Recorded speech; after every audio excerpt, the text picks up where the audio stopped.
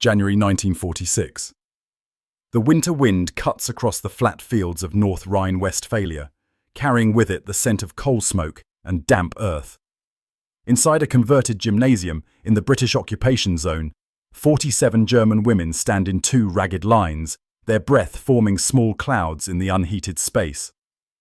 They wear mismatched clothing, some still in the tattered remnants of military auxiliary uniforms, others wrapped in blankets salvaged from bombed-out buildings. Their faces bear the hollow exhaustion of those who have survived not through courage, but through compliance.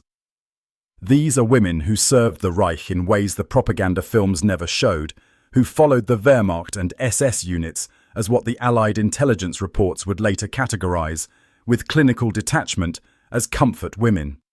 Now, they are prisoners of war. Though the term feels strange applied to them, and they await processing by their British captors with the same dull resignation they have learned to wear like armour. The gymnasium door opens and 3 British soldiers enter, led by a captain whose service record includes North Africa and Normandy. The women stiffen. They know this moment. They have lived it dozens, perhaps hundreds of times in different uniforms, different languages, the transaction of occupation, the price extracted from the defeated. One woman near the front closes her eyes. Another's hand moves instinctively to smooth her hair, a gesture so automatic she does not realize she is performing it. They have been taught by experience what men do with power over women in wartime.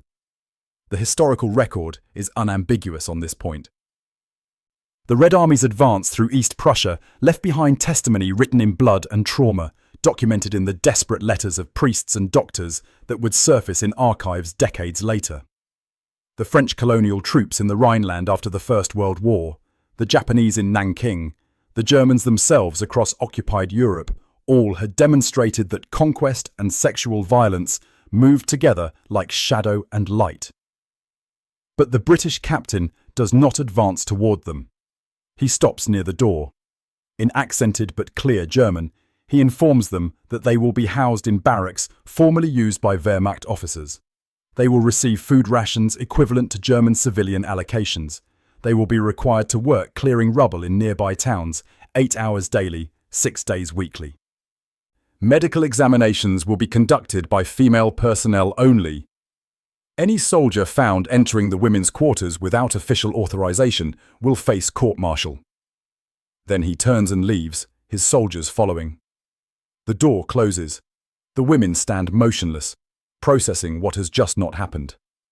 This moment, repeated in various forms across the British occupation zone throughout early 1946, represented something the women had not anticipated: the possibility that their bodies might not be considered legitimate spoils of war. The British Army's handling of female prisoners of war, including those who had served in the most compromised capacities, was governed by strict regulations that treated sexual violence as a serious crime subject to military prosecution. This was not mercy in any sentimental sense. It was policy, rooted in a particular vision of military discipline and national character that the British command structure had cultivated over centuries of imperial administration. The regulations existed on paper and, remarkably, were largely enforced in practice.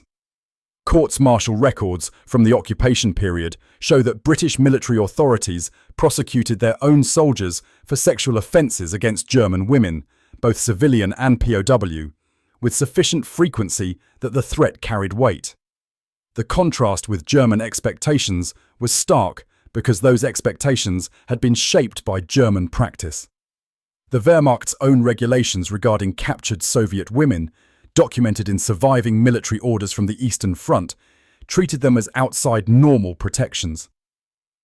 Special camps were established where Soviet female prisoners were separated from male prisoners and subjected to systematic sexual exploitation.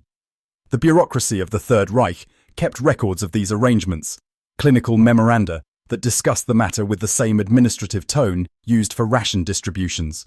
When German women encountered British military discipline that did not include their sexual availability as an assumed component, they were meeting the boundary of a different moral framework, one they had been taught did not exist. The women began their work details in the ruined cities. Cologne was a landscape of broken stone, its cathedral standing improbably among acres of rubble. The women formed chains, passing bricks from hand to hand, loading them onto trucks that would carry them to sorting yards where usable materials were separated from waste. British military police supervised the work, maintaining distance, enforcing breaks, distributing water. The women worked alongside German civilian crews, mostly other women and elderly men, the able-bodied men being dead, missing, or in POW camps deeper in Allied territory. The work was hard, hands bled, backs ached. But there was a rhythm to it, a normalcy that felt almost surreal against the backdrop of total defeat. In the barracks at night, the women talked. Some had been nurses who found themselves pressed into sexual service when field hospitals were overrun and reorganized. Others had volunteered for auxiliary positions that gradually transformed into something else, the line between service and exploitation blurring until it disappeared. A few had been true believers, members of the Bund Deutscher Mädel, who answered the call to serve the soldiers, convinced by propaganda that their bodies were offerings for the fatherland's survival. Now they shared cigarettes, traded stories, and tried to understand their current situation. The absence of assault felt like a void where violence should have been. They had been prepared for punishment. They received indifference instead, the cold administrative indifference of military bureaucracy that processed them as labour units, nothing more. The British soldiers stationed as guards were mostly working-class men from English industrial cities, Welsh mining valleys, Scottish shipyards. They had seen combat in France, Belgium, Germany. They had liberated concentration camps and witnessed what the Reich had done to Europe. Many harboured deep hatred for everything German. Yet the military code they served under demanded discipline from them in all directions, including toward their prisoners. Letters home from this period, preserved in family archives and later donated to military museums, reveal the tension. Men wrote about the strangeness of guarding women who had served the enemy, about the temptation and the rules that forbade acting on it, about the punishment they had seen meted out to soldiers who broke those rules.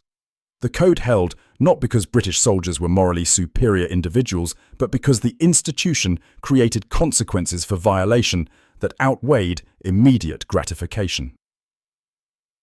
Historical analysis of occupation policies reveals that British military government in Germany operated under principles developed during decades of colonial administration. The British Empire had learned, through long experience in India, Africa, and the Middle East, that maintaining order in occupied territory required rigid discipline among occupying forces.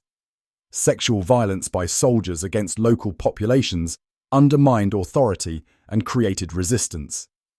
This knowledge was practical, not humanitarian. British military doctrine treated rape and sexual assault by soldiers as crimes that damaged military effectiveness. The regulations protecting female POWs flowed from this pragmatic calculation rather than from any particular concern for the women themselves as individuals deserving of protection. Yet the effect on the women was real, regardless of motivation. As weeks passed into months, as work details continued and assault did not materialize, something shifted in their understanding. The propaganda they had internalized about Allied barbarity confronted the evidence of their daily experience. The contradiction was not easy to dismiss. Some retreated into revised narratives, finding reasons to explain why British behaviour was aberrant or temporary. Others began to question what else they had been told might be false. The process was not dramatic. There were no sudden conversions, no speeches or declarations. Just the slow, grinding work of rubble clearing and the equally slow recognition that survival might not require the submission they had learned to offer preemptively. By spring, the occupation had settled into routine administration. The women were eventually processed and released into the chaos of post-war Germany, joining millions of displaced persons trying to find shelter, food, and family in the wreckage. Many would spend years in that search. The British soldiers rotated home, demobilized, returned to civilian life. The occupation continued under different personnel. The camps emptied. The story faded into the vast catalogue of wartime and post-war experiences, too minor to feature in official histories, too complicated to fit neat narratives of victimhood or villainy. What remained was a lesson written not in words, but in the absence of expected violence. The women had learned that military discipline could extend protection even to those who had no power to demand it, that institutions could constrain individual impulse, that the shape of occupation varied based on who was occupying. This was not a lesson in universal human goodness. The British Army's record in other contexts, other colonies, other wars was hardly unblemished. But in this specific time and place, the machinery of military law functioned as intended, and women who expected to be treated as spoils found themselves treated instead as prisoners subject to regulations that carried some measure of protection.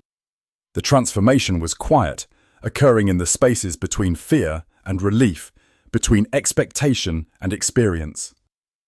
It resided in the moment each night when the barracks remained secure, in each work detail completed without assault, in the gradual, hesitant adjustment to a reality that did not include their bodies as currency of defeat. They had been prepared by everything they knew about war to offer themselves to survive. Instead, they were required only to clear rubble and obey camp regulations. The difference between these two realities was the difference between systems, between military codes enforced and abandoned, between institutions that punished sexual violence and those that organized it. The ruins of Germany stretched from one horizon to another that spring, testament to what ideology unrestrained had built and destroyed. Among those ruins, women who had served that ideology in its most intimate capacities discovered that their captors operated under different rules, rules that held even when power was absolute and enforcement would have been easy.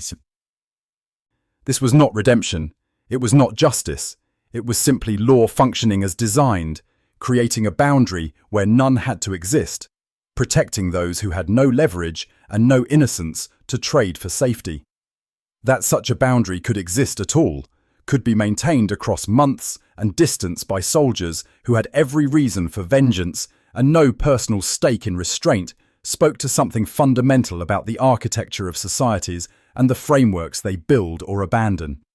Freedom, in the end, was not the absence of power over others, but the presence of limits on that power, limits that held when tested, limits that protected even those who perhaps deserved protection least, because the alternative was a world where protection depended entirely on deserving it, and in such a world, no one was ever safe.